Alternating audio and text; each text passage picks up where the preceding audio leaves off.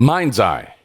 Whew, what a disaster. Look, people were hoping that there was more than meets the eye, no pun intended, with this one. But since it was announced and since gameplay was shown, people looked at it and went, I don't know, it looks just okay. But then it launched and there are a host of issues that makes it far less than okay. And the reason Mindseye caught people's attention was because it was being led by none other than Leslie Benzies, who, for those who don't know, used to work at Rockstar. And if you look at his credits, you can see that he worked on quite a few iconic Rockstar games as producer, from Grand Theft Auto 3 all the way to Grand Theft Auto 5, alongside other titles like Red Dead Redemption, Manhunt, LA Noire, you name it. So he was the game director for Mindseye at his brand new studio, Build a Rocket Boy. Now look, Mindseye is Build a Rocket Boy's first game, and I am all for them shooting their shot. But this feels like one of those games where its ambition far outreached their ability to execute. The way the game was marketed was already not fantastic, and, at first glance, a lot of people looked at it as almost like a sci-fi GTA. But what really ended up shipping was a fairly linear, fairly mediocre third-person shooter with a story that has some cool cinematics, but ultimately doesn't amount to something extremely memorable. When the game showed off some gameplay, people thought, okay, maybe this could be good. There were some skepticisms here and there, but people were hoping for the best. But then previews started coming out, and the impressions were not particularly positive, with folks reporting how just technically not sound this game was, how the game was kind of a broken mess filled with bugs, how the story was not as long as they were expecting, how certain aspects of it feel iffy, folks were not convinced by the enemy AI, so on and so forth. And of course, the developers assured that they were still working on this game and that it'll be better at launch. But the general sentiment was that there seemed to be a lot of red flags surrounding this title. And what didn't help matters was that one of Build a Rocket Boy's executives insinuated, after previews were more negative than anticipated, that people are being paid to issue negative comments. So here are some statements made by Mark Gerhard, co-CEO of Build a Rocket Boy, who said the following during a Q&A session on Discord. When somebody asked, do you think that all the people who reacted negatively were financed by someone? Gerhard responded with, 100%, doesn't take much to guess who.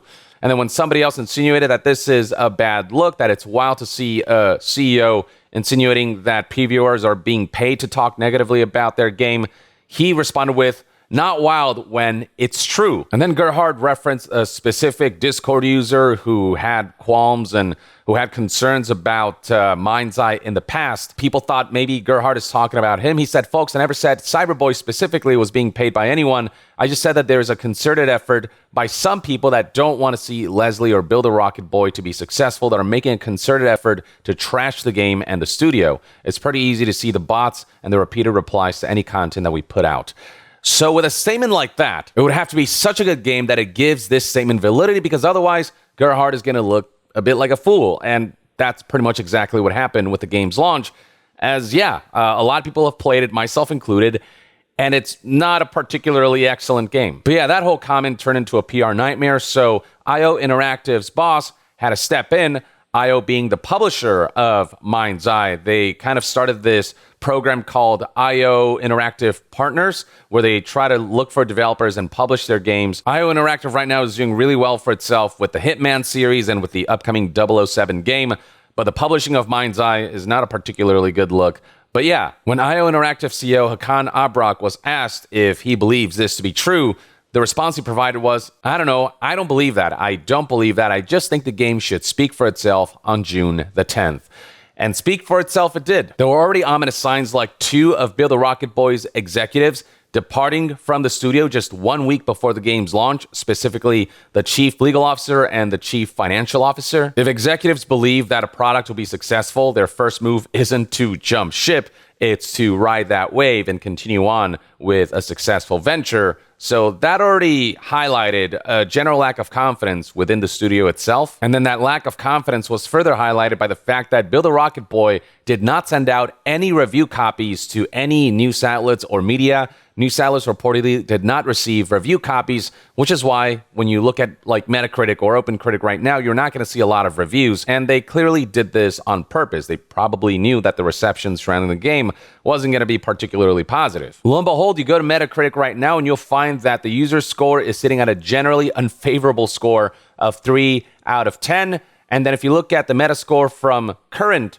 critics, we only have 2 reviews out right now, but this is probably reflective of the kinds of reviews we're going to see for the title, with Push Square giving this a 30 out of 100 and Game8 giving it a 46 out of 100. And I foresee that scores across the board will be pretty middling when it comes to impressions of this title.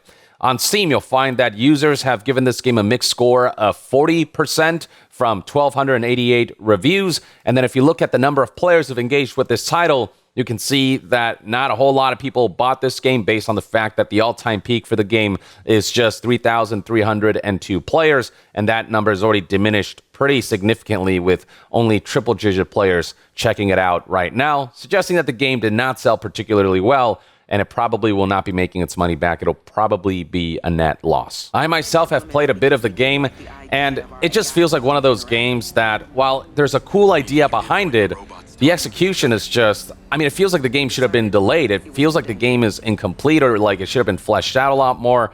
Visually and aesthetically, it is marred by just a host of technical issues. The graphics are not great. It already looks a bit last gen, but then there's all this like pop-in and grainy shadows. The anti-aliasing is very poor and just visually looks like the game cannot keep up with the graphics that it's trying to produce. The gunplay is fine, but weapons don't feel super impactful. The combat encounters themselves just feel very generic, and it's not helped by the fact that the AI, the enemy AI of this game, is pretty bad. Like, the enemies are pretty dumb, and they don't really do anything that offers much of a challenge, and oftentimes they just kind of stand around and are sitting ducks for me. The world itself also feels really lifeless. There are not a whole lot of pedestrians walking around, making it feel like a ghost town. The world and its denizens itself is not very reactive to your actions.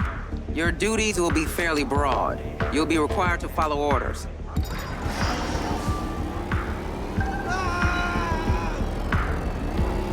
That's coming out of your paycheck. There's like no crime system. There are no consequences to your crimes, period. Except that if you kill too many people or run over too many people, you get a game over screen essentially. But if you start fucking shit up, if you start messing with people or shooting in the middle of the street, there's no police that come to try to stop you, and the reactions from pedestrians are just very rudimentary. And then there's some mission objectives and mission designs that are just really frustrating or boring. So many missions have you drive from one point of the city to another, but the actual drive is very boring because the open world itself is just so dead feeling. And so missions that make you drive a lot to get to your next destination just feel really monotonous. And there's some quality of life features missing. Like, I don't know if I just couldn't find it or something, but there was no walk toggle for keyboard and mouse. The only compliment I can give this game is that some of the cutscenes are well directed. You can tell the actors are all trying really hard, but then there are times when the writing is just really awkward. Transitions of dialogue from one topic to another and the way they segue into each other is just, you know, not the best written and feels kind of unnatural. The game is just painfully mid. And even if it was the most polished version of itself, it would still not be anything particularly phenomenal. But the fact that it comes with a host of technical issues at launch, indicating that this product definitely should have been delayed, only makes matters worse. And beyond that, you've got a bunch of people on social media highlighting specific issues that they themselves have experienced or have seen other people experience. Synth Potato here, for example, highlighted how Mindseye's launch is a complete technical disaster. The game's locked at 30 FPS across all consoles and suffers from constant stutter issues. That is wild, given that Mindseye is nowhere near the best looking game. On PC, it has highlighted how the performance is messy. I myself play the game on PC on a 4090, and yeah, the frame rates were not consistent. I could see micro stutters consistently. While it wasn't like unplayable by any means, it just wasn't a pleasant, smooth experience when it comes to performance. People are finding tons of bugs and technical issues like this terrifying face that reminds me of, what was it, Assassin's Creed Unity? A lot of bugs when it comes to like faces glitching out or ragdolls kind of getting all wonky. And then right here we have Twitter user NickTech highlighting how, based on their experience, this game has some of the worst stuttering issues they have seen. Then Twitter user Victor Linden here highlighted some of the ragdoll bugs and glitches that you can encounter in this game that are incredibly creepy. And this is not an isolated incident. Here's Twitter user Scott Tailford highlighting the exact same glitch where you run over someone and the ragdoll goes insane. Here we have another post by Twitter user NickTech highlighting just how poor the reactivity of the open world is. While people who get shot at will respond, the AI is so piss poor that, I mean, look at this. You can see how not fleshed out this part of the game was. You can see how broken the AI is and how not immersive this is. Nick Tech also highlighted insane bugs in the open world like what's shown here in this footage.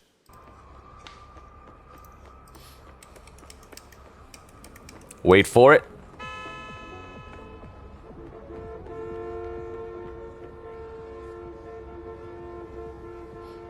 We got dudes walking in midair. We got cars getting all wonky. The open world just breaking itself, essentially, not knowing what to do with itself. Here's Twitter user TGG highlighting a mission where you can see that developers had to take shortcuts, having drones that are scripted to miss you, even though they try to make it look like it's a dangerous situation. But you just never get hit during this mission. At the same time, the drones will just kind of kill themselves. And so, you know, it's all just smoke and mirrors. It's all an illusion. There's no real tension when it comes to the gameplay of this particular mission. This drone, I just have to watch it. GPS is bringing you back here, but that's a make-believe. It's intentionally missing me. Look at this. So there's no real sense of danger. Yes, the path I've charted for you is the safest Look course at back this. here, avoiding the heavier barricades. This same Twitter user also highlighted how combat itself can be very mind-numbing because of the fact that encounter designs are so poor, and the game just throws hordes of enemies at you, but without much in the way of smart AI, without much of a sense of a genuine sense of danger, or encounter designs that are interesting from a gameplay perspective. When it comes to the story, for the people who have beaten this game, a lot of people talk about how cliched it all is. Right here, we have another mission where things go haywire. This user noticed that there are a bunch of vehicles just kind of throwing themselves off a cliff. Por el amor de Dios. ¿Eso es un script o es el juego rompiéndose? He's saying right there, is this scripted or is this the game breaking itself? This is most certainly the game breaking itself. ¿Es el juego rompiéndose? You can see, like, Esto no puede estar planeado. the AI is going haywire. They don't know what they're doing.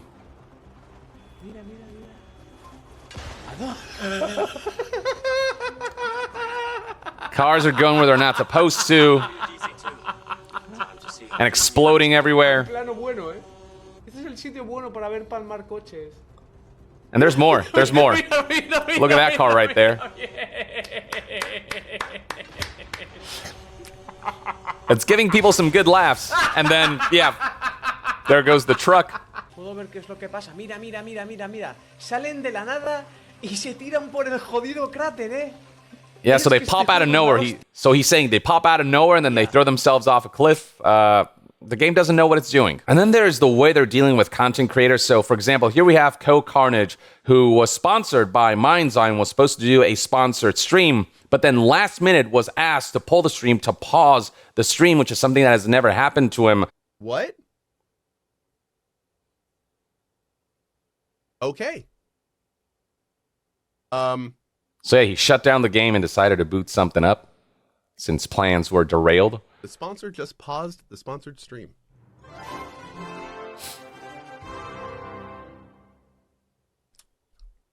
So, first time that's happened. So if that doesn't show you a lack of confidence, I don't know what does. And even those who did manage to do a sponsor stream, their reactions at the end, like they couldn't hold back the fact that what they had played was just kind of laughable. And so you've got Dark Viper AU here who did a sponsor stream, and by the end of it, thank God, he couldn't help but... This game was sponsored by... If you want to check out Mindseye now on PlayStation 5, Xbox Series X and S, and PC, Epic Game Store, and Steam, feel free. And type !spawn in chat and give you a link.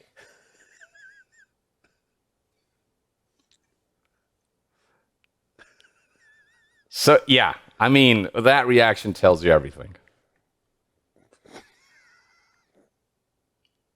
I'm pretty sure that this game is going to win Game of the Year this year. He's literally in, oh God, what have I done mode. Like that's the kind of laughter that was. Now, Mindseye's developers did respond with the following post published on June 11th, 2025, where they're going to patch the game, and one of their priorities right now, their top priority, is game performance, is what they said. But even fixing performance, there's no way to fix all the design flaws and just how underbaked and undercooked the entire experience is across all sectors. This feels like Cyberpunk 2077's launch, except without all the good bones that do make Cyberpunk 2077 good. I don't think the best and most polished version of Mindseye would be worth recommending, that have to really overhaul and add a ton of content to make this experience worthwhile and to make this have any kind of comeback. But I just don't foresee that happening, and this feels like one of those games where they chewed on much more than they could swallow. And given how much attention this game got because of Leslie Benzie's involvement, and with executives having said stuff like how people are being paid to negatively review the game, all of that combined with Mindseye's disastrous train wreck of a launch culminates in a game launch that will go down in history as one of the worst in AAA gaming history. All of it made worse by the complete lack of transparency, with reviewers not getting early review codes, and them relying on doing sponsorships where people are encouraged to do positive coverage of the game instead of letting the game speak for itself, because they know that if the game speaks for itself, then what it will say is, please don't buy me and save yourself some money. And that, ladies and gentlemen, is everything you have to know about the Mindseye situation. This is a game that you should skip. It'll be fun to watch content creators' reactions as they play through it. But that aside, if you want to spend money on something worthwhile, Mindseye isn't it.